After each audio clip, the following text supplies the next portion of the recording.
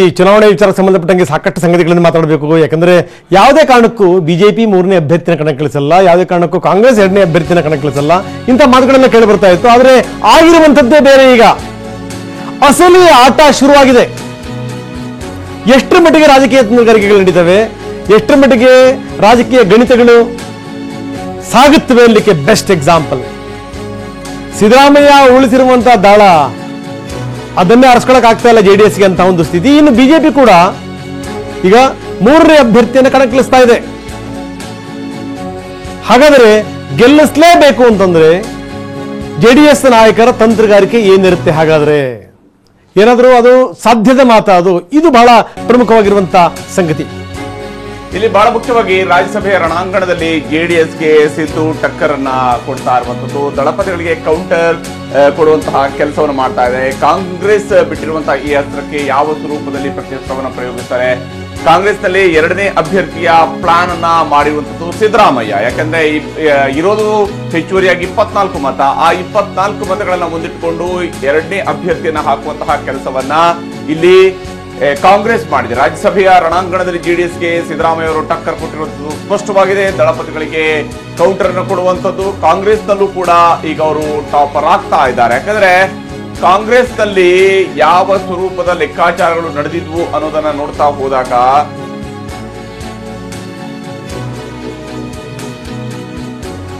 ರಾಜ್ಯಸಭೆ ರಣಕಣದಲ್ಲಿ ಈಗ ಎಲ್ಲರ ಲೆಕ್ಕಾಚಾರವೂ ಕೂಡ ಉಲ್ಟಾ ಪಲ್ಟಾ ಆಗ್ತಾ ಇದೆ.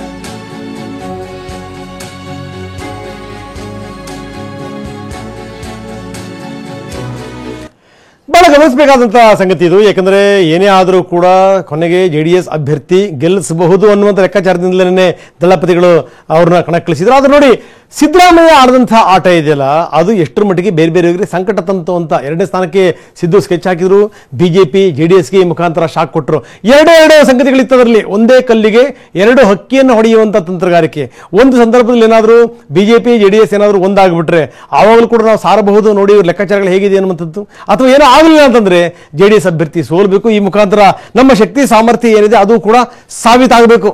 ಇದು ಸಿದ್ದರಾಮಯ್ಯನವರ ಲೆಕ್ಕಾಚಾರ ಆಗಿತ್ತು. ಇನ್ನು ನೋಡಿ, ತಡರಾತ್ರಿ ಬಿಜೆಪಿ ಕೂಡ ತನ್ನ ಅಭ್ಯರ್ಥಿಯನ್ನು ಪ್ರಕಟಿಸಿದೆ. ಲೆಹರ್ ಸಿಂಗ್ ಮೂರನೇ ಅಭ್ಯರ್ಥಿಯಾಗಿ ಕಣಕ್ಕಿಳಿತಾ ಇದ್ದಾರೆ. ಹಾಗಾದ್ರೆ ಏನು ಒಳಗಿಂದೊಳಗೆ ಲೆಕ್ಕಾಚಾರಗಳಿವೆ? ಎಷ್ಟರ ಮಟ್ಟಿಗೆ ಈ ಲೆಕ್ಕಾಚಾರಗಳು ಫಲ ಕೊಡುತ್ತವೆ? ಅಂತಿಮವಾಗಿ ಯಾರಿಗೆ ಸೋಲು ಯಾರಿಗೆ ಗೆಲುವು? ಬನ್ನಿ ಇದಕ್ಕೆ ಸಂಬಂಧಪಟ್ಟ ಆರಂಭದಲ್ಲಿ ಒಂದು ವರದಿ ನೋಡೋಣ.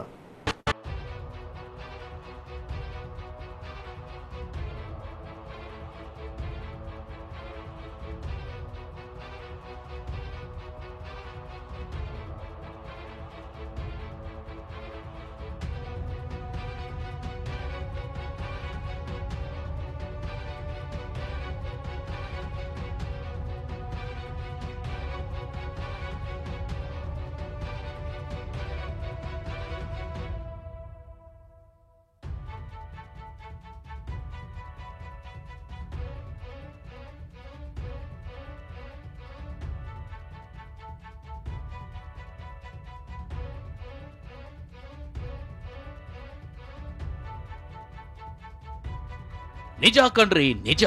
ಹೊತ್ತೊತ್ತಿಗೂ ಸುತ್ತ ಹಾಕೋ ಕಾಲ ಎಲ್ಲರ ಕಾಲೆಳೆಯುತ್ತೆ. ಆದ್ರೆ ರಾಜಕಾರಣದಲ್ಲಿ ಯಾರ ಕಾಲು ಯಾರೆಳಿತಾರೆ ಅನ್ನೋದು ಅರ್ಥವೂ ಆಗಲ್ಲ, ಅಂದಾಜಿಗೂ ಸಿಗಲ್ಲ. ಸದ್ಯ ರಾಜ್ಯ ರಾಜಕಾರಣದಲ್ಲಿ ನಡೀತಿರೋದು ಅದೇನೆ.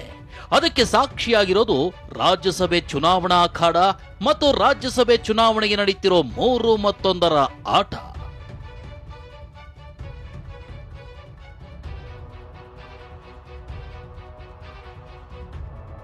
ಸಿದ್ದು ಆಟ ಸಂಚಲನ ಸೃಷ್ಟಿಸಿದೆ.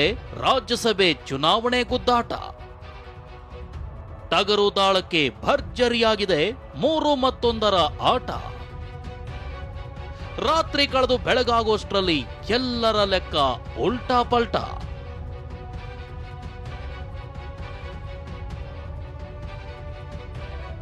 ಎಸ್, ಶಾಂತವಾಗಿದ್ದ ಸಾಗರದಲ್ಲಿ ಸುನಾಮಿಯೇ ಎದ್ದಿದೆ. ಸಪ್ಪೆಯಾಗಿದ್ದ ಅಖಾಡದಲ್ಲಿ ಸುಂಟರ ಗಾಳಿ ಎದ್ದಿದೆ. ರಾತ್ರಿ ಕಳೆದು ಬೆಳಗಾಗೋಷ್ಟರಲ್ಲಿ ರಾಜ್ಯಸಭೆ ಚುನಾವಣಾ ಅಖಾಡ ಅಕ್ಷರಶಃ ರಣಕಣವಾಗಿ ಬದಲಾಗಿದೆ. ಯಾವ ಥ್ರಿಲ್ಲರ್ ಸಿನಿಮಾಗೂ ಕಮ್ಮಿ ಇಲ್ಲದಂತೆ ಗಳಿಗೆಗೊಂದು ಲೆಕ್ಕಾಚಾರ, ಗುರು ಶಿಷ್ಯರ ಸಮರ, ಬದ್ಧ ವೈರಿಗಳ ಮೇಲೆ ಪ್ರಹಾರ ನಡೀತಿದೆ. ಹೀಗೆ ದೊಡ್ಡ ಸಂಚಲನ ಏಳೋಕೆ ಕಾರಣವೇ ಸಿದ್ದರಾಮಯ್ಯ ಹೂಡಿದ ದಾಳ. ಸಿದ್ದು ಹಾಕಿದ ದಾಳಕ್ಕೆ ದಳಪತಿಗಳು ದಂಗಾಗಿ ಹೋಗಿದ್ರೆ ಬಿಜೆಪಿ ಕಲಿಗಳು ಭಾರೀ ಲೆಕ್ಕಾಚಾರದಲ್ಲಿ ಮುಳುಗಿದ್ದಾರೆ. ಹಾಗಿದ್ರೆ ರಾಜ್ಯಸಭೆ ಚುನಾವಣೆ ಅಖಾಡದಲ್ಲಿ ನಡೀತಿರೋ ಗೇಮ್ ಆದ್ರೂ ಎಂಥದ್ದು? ಸಿದ್ದು ಕಟ್ಟಿದ ಆಟವಾದ್ರೂ ಯಾವುದು? ಬಿಜೆಪಿ ಕಲಿಗಳು ಹಾಕ್ತಿರೋ ತಿರುಮಂತ್ರ ಏನು?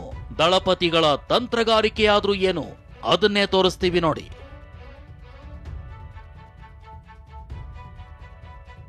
Game number 1. 2ನೇ ಸ್ಥಾನಕ್ಕೆ ಸಿದ್ದು ಸ್ಕೆಚ್. ಬಿಜೆಪಿ ಜೆಡಿಎಸ್ಗೆ ಶಾಕ್. ಅಸಲಿಗೆ ಭಾನುವಾರದ ರಾತ್ರಿವರೆಗೂ ರಾಜ್ಯಸಭೆ ಚುನಾವಣೆಯಲ್ಲಾಗ್ಲಿ, ಚುನಾವಣೆ ಟಿಕೆಟ್ ಹಂಚಿಕೆಯಲ್ಲಾಗ್ಲಿ ಯಾವುದೇ ಗೊಂದಲ ಇರಲಿಲ್ಲ. ಬಿಜೆಪಿ, ಕಾಂಗ್ರೆಸ್, ಜೆಡಿಎಸ್ ಹೀಗೆ 3 ಪಕ್ಷದಿಂದಲೂ ಹೇಳ್ಕೊಳ್ಳುವಂಥ ರಾಜಕೀಯ ಲೆಕ್ಕಾಚಾರ, ತಂತ್ರಗಾರಿಕೆಯೂ ನಡೀಲಿಲ್ಲ.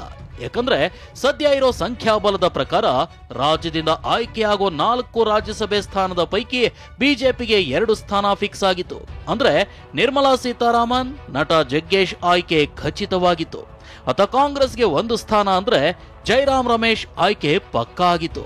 ಅಲ್ಲಿಗೆ 4 ಸ್ಥಾನದ ಪೈಕಿ 3 ಸ್ಥಾನದ ರಿಸಲ್ಟ್ ಬಂದಾಗಿತ್ತು. ಆದ್ರೆ ಸಮಸ್ಯೆ ಇದ್ದಿದ್ದು 4ನೇ ಸ್ಥಾನ ಪಡೆಯೋಕೆ. ಈ 4ನೇ ಸ್ಥಾನವನ್ನ ಗಿಟ್ಟಿಸಿಕೊಳ್ಬೇಕು ಅಂತ ಜೆಡಿಎಸ್ ನಿಂದ ಕುಪೇಂದರ್ ರೆಡ್ಡಿ ರೇಸ್ಗಿಳಿದಿದ್ರು. ಆದ್ರೆ ಜೆಡಿಎಸ್ಗೆ ಸಂಖ್ಯಾಬಲದ ಕೊರತೆ ಇದೆ. ಆಗ ಕುಪೇಂದರ್ ರೆಡ್ಡಿ ಡಿಕೆಶಿ ಮನೆ ಬಾಗಿಲು ತಟ್ಟಿದ್ರು. ಕಾಂಗ್ರೆಸ್ನ ಉಳಿಕೆ ಮತಗಳ ಬೆಂಬಲ ಪಡೆಯೋಕ್ ಮುಂದಾಗಿದ್ರು.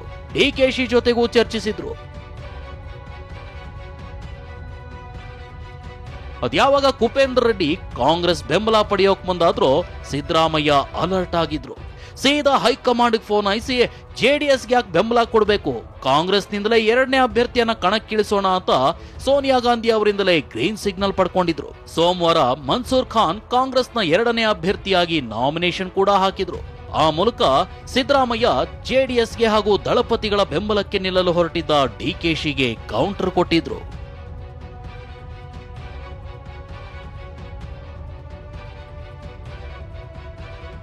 Game number 2. ಮೇಲುಗೈ ಸಾಧಿಸಿದೆ ಅಂತ ಬೀಗ್ತಿದ್ದ ಸಿದ್ದುಗೆ ಡಿಕೆಶಿ ಕೌಂಟರ್.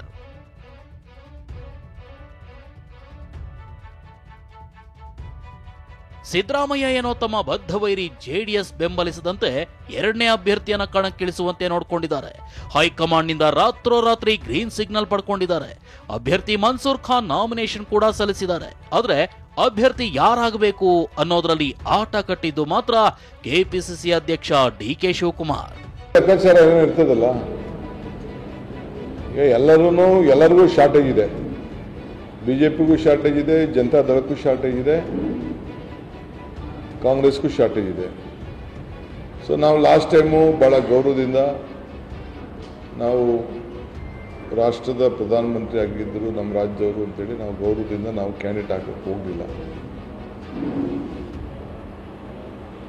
ನಮ್ಮ ಪಕ್ಷದ ಕೆಲವು ವಿಚಾರಗಳಿರ್ತವೆ, ಅದನ್ನು ಡಿಸ್ಕ್ಲೋಸ್ ಮಾಡೋಕ್ಕೆ ಹೋಗಲ್ಲ. ಏನೇನೋ ಕೆಲವು ವಿಚಾರಗಳೆಲ್ಲ ನಡೆದಿರ್ತದೆ. I don't want to disclose it.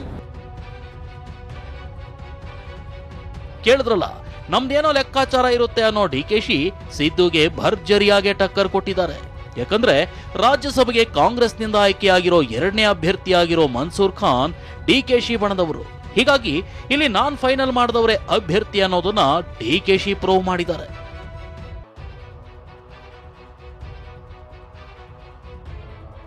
ಹೀಗೆ ಸಿದ್ದರಾಮಯ್ಯ ಮಾಡಿದ ಗೇಮ್ನಿಂದಾಗಿ ದೊಡ್ಡ ಸಂಚಲನ ಎದ್ದಿದೆ. ಕಾಂಗ್ರೆಸ್ನಲ್ಲೇ ಡಿಕೆಶಿ ಸಿದ್ದು ಬಣದ ಫೈಟ್ ಮತ್ತೆ ಮುನ್ನೆಲೆಗೂ ಬಂದಿದೆ. ಆದ್ರೆ ಇದೇ ಸಿದ್ದರಾಮಯ್ಯರ 2ನೇ ಅಭ್ಯರ್ಥಿಯ 3 ಮತ್ತೊಂದರ ಆಟ ಬಿಜೆಪಿಯನ್ನ ಅಲರ್ಟ್ ಮಾಡಿದ್ರೆ ದಳಪತಿಗಳನ್ನ ದಂಗಾಗಿಸಿದೆ. ಹಾಗಾದ್ರೆ ಬಿಜೆಪಿ ಜೆಡಿಎಸ್ ಗೇಮ್ ಹೆಂಗಿದೆ ಅದನ್ನೇ ತೋರಿಸ್ತೀವಿ ನೋಡಿ.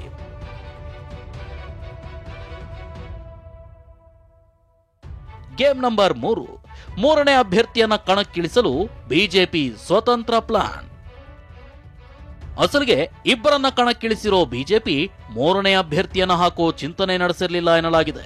ಆದ್ರೆ ಅದ್ಯಾವಾಗ ಸಿದ್ದರಾಮಯ್ಯ 2ನೇ ಅಭ್ಯರ್ಥಿಯನ್ನ ಹಾಕಿಸಲು ಸಕ್ಸಸ್ ಆದ್ರೂ ಬಿಜೆಪಿ ಕೂಡ ಅಲರ್ಟ್ ಆಗಿದೆ. ಸಿಎಂ ಬೊಮ್ಮಾಯಿ ಕೂಡ 3ನೇ ಅಭ್ಯರ್ಥಿಯನ್ನ ಇಳಿಸೋಕೆ ಒಲವು ತೋರಿದ್ದಾರೆ. ಆದ್ರೆ ಪಕ್ಷದ ಚಿಹ್ನೆ ಬದಲಿಗೆ ಸ್ವತಂತ್ರ ಅಭ್ಯರ್ಥಿಯನ್ನ ಕಣಕ್ಕಿಳಿಸಿ ಆ ಅಭ್ಯರ್ಥಿಯನ್ನ ಬೆಂಬಲಿಸೋಕೆ ಚಿಂತಿಸಿದಾರಂತೆ. ಆ ಮೂಲಕ ಭವಿಷ್ಯದಲ್ಲಿ ತಮಗಾಗೋ ಲಾಭ ನಷ್ಟದ ಲೆಕ್ಕಾಚಾರದಲ್ಲಿ ತೊಡಗಿದ್ದಾರೆ ಅಂತ ಹೇಳಲಾಗ್ತಿದೆ. ಗೇಮ್ ನಂಬರ್ 4, ಕಾದು ನೋಡುವ ತಂತ್ರಕ್ಕೆ ಮೊರೆ ಹೋದ ದಳಪತಿಗಳು. 2 ಸ್ಥಾನವನ್ನ ಸುಲಭವಾಗಿ ಗೆಲ್ಲುವ ಬಿಜೆಪಿಯೇ ಈಗ 3ನೇ ಸ್ಥಾನಕ್ಕೆ ತೆರೆಮರೆಯ ತಂತ್ರ ರೂಪಿಸುತ್ತಿದೆ. ಅಂದ್ರೆ ಕಾಂಗ್ರೆಸ್ನ 1+1 ಸೂತ್ರದ ಎಫೆಕ್ಟ್ ಹೇಗಿರಬೇಡ ಯೋಚಿಸಿ. ಆದ್ರೆ ಕಾಂಗ್ರೆಸ್ನ ಇದೇ ಸೂತ್ರ ದಳಪತಿಗಳಿಗೆ ನುಂಗಲಾರದ ತುತ್ತಾಗಿ ಪರಿಣಮಿಸಿದೆ. ಯಾಕಂದ್ರೆ 1 ಸ್ಥಾನ ಗೆಲ್ಲೋಕೆ ಜೆಡಿಎಸ್ಗೆ ಸಂಖ್ಯಾಬಲವೂ ಇಲ್ಲ, ಕ್ರಾಸ್ ವೋಟಿಂಗ್ ಪಡೆಯೋ ಶಕ್ತಿನೂ ಇಲ್ಲ. ಈ ಮಧ್ಯೆ ಎಚ್ ಡಿ ಕುಮಾರಸ್ವಾಮಿ ವಿದೇಶ ಪ್ರವಾಸದಲ್ಲಿದ್ದಾರೆ. ಹೀಗಾಗಿಯೇ ದೊಡ್ಡಗೌಡರು ಸದ್ಯ ಕಾದು ನೋಡುವ ತಂತ್ರಕ್ಕೆ ಮೊರೆ ಹೋಗಿದ್ದಾರೆ. ಹೀಗೆ ರಾಜ್ಯಸಭೆ ಚುನಾವಣಾ ಅಖಾಡ ಕ್ಷಣ ಕ್ಷಣಕ್ಕೂ ರೋಚಕ ತಿರುವುಗಳಿಗೆ ಸಾಕ್ಷಿಯಾಗ್ತಿದೆ. ಒಂದು ಹೆಜ್ಜೆ ಮುಂದೆ ಇಟ್ಟಿರೋ ಜೆಡಿಎಸ್ ಅಭ್ಯರ್ಥಿ ಹಾಕದನೆ ಕಣದಿಂದ ಹಿಂದೆ ಸರಿಯೋ ಸಾಧ್ಯತೆ ಕಡಿಮೆ ಇದೆ. ಇದರ ನಡುವೆ ಬಿಜೆಪಿ ಕೂಡ 3ನೇ ಅಭ್ಯರ್ಥಿಯನ್ನ ಕಣಕ್ಕಿಳಿಸೋ ಲೆಕ್ಕಾಚಾರ ನಡೆಸಿದೆ. ಆ ಮೂಲಕ ಜೆಡಿಎಸ್ ಅನ್ನ ಬಿಜೆಪಿಯ ಬಿ ಟೀಮ್ ಅಂತ ಬಿಂಬಿಸೋ ಕಾಂಗ್ರೆಸ್ನ ಲೆಕ್ಕಾಚಾರ ಉಲ್ಟಾ ಮಾಡೋ ಯೋಚನೆಯಲ್ಲಿದೆ. ಹೇಗಿದ್ರೂ ಕಡೆ ಕ್ಷಣದಲ್ಲಿ ಯಾರು ಕಣದಲ್ಲಿ ಉಳಿತಾರೆ ಅನ್ನೋದರ ಆಧಾರದ ಮೇಲೆನೆ ರಾಜ್ಯಸಭೆ ಚುನಾವಣೆಯ ಫಲಿತಾಂಶ ನಿಂತಿದೆ.